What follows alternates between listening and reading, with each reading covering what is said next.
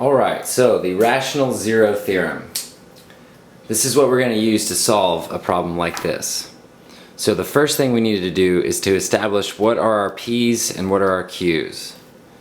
P is going to be the factors of your constant, and q is going to be the factors of your leading coefficient. So, factors of 12. We've got plus or minus 1, plus or minus 2, plus or minus 3, 4, 6, and 12. Then we move to Q. The only factors of 3 are plus or minus 1 and plus or minus 3. So for P over Q, we have plus or minus 1, 2, 3, 4, 6, and 12. That takes care of all of these factors over 1. But now we have to do all of these factors over 3. So plus or minus 1/3, plus or minus 2/3. 3/3 is just 1. So now we move on, plus or minus 4/3. 6 over 3 is 2, and 12 over 3 is 4.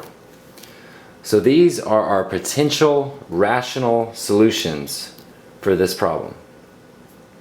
The next thing to do is to test until you find a solution. So if we test 1, we get f of 1 equals, none of these coefficients are going to change, so we have 3 minus 10 minus 9 plus 40 minus 12. I can tell you right now that does not equal 0. So we move on. Test 2. If you plug 2 into the equation,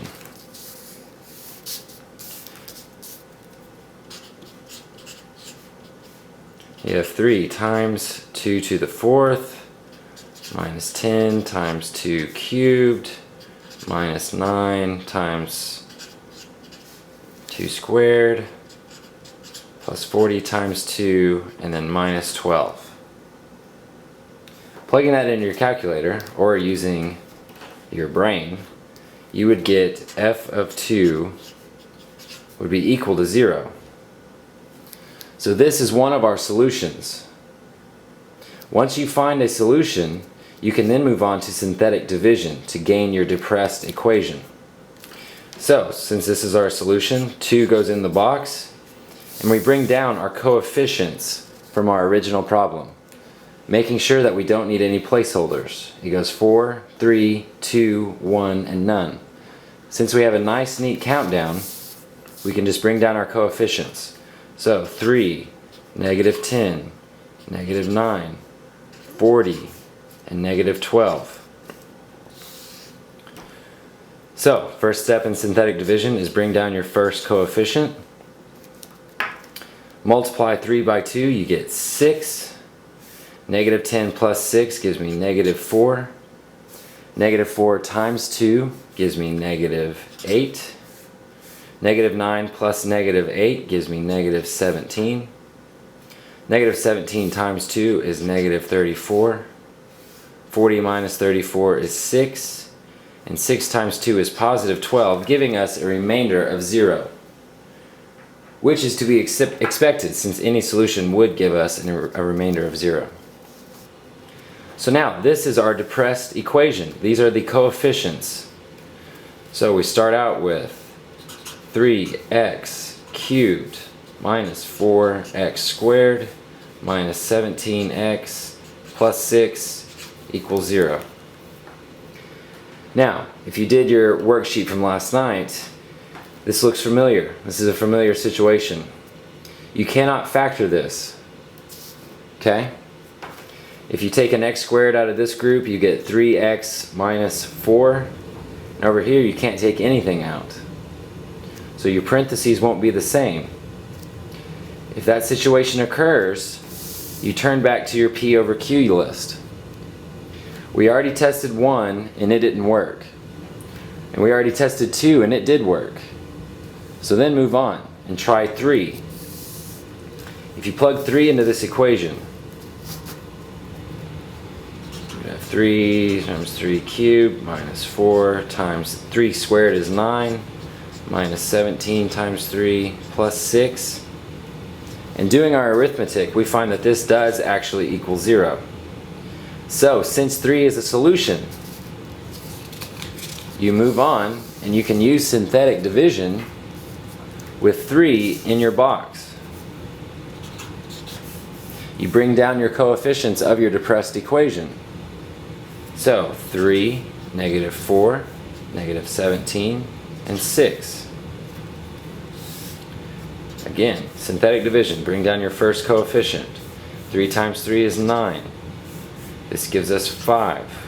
5 times 3 is 15. This gives us negative 2. And negative 2 times 3 is negative 6. Again, giving us a remainder of 0, which is to be expected. So in this problem, we now have a second depressed equation. This one was cubed, so our first coefficient is going to be 3x squared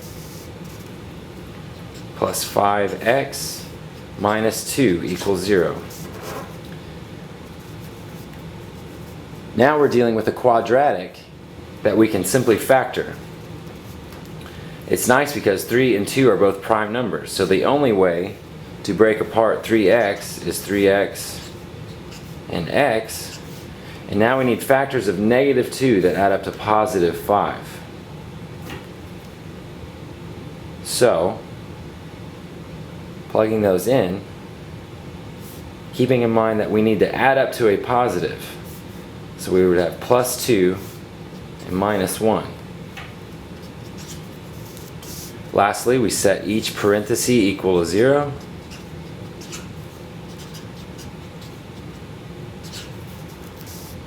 And then we solve for x. Subtract 2 from both sides. So over here we have x equals negative 2. And here we would have x equals 1/3.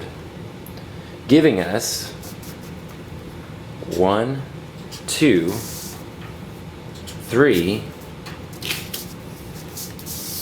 and 4 solutions, which is to be expected since our problem started out with 3x to the 4th.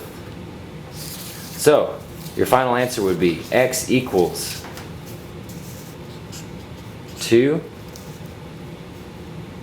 3, 1/3, and negative 2.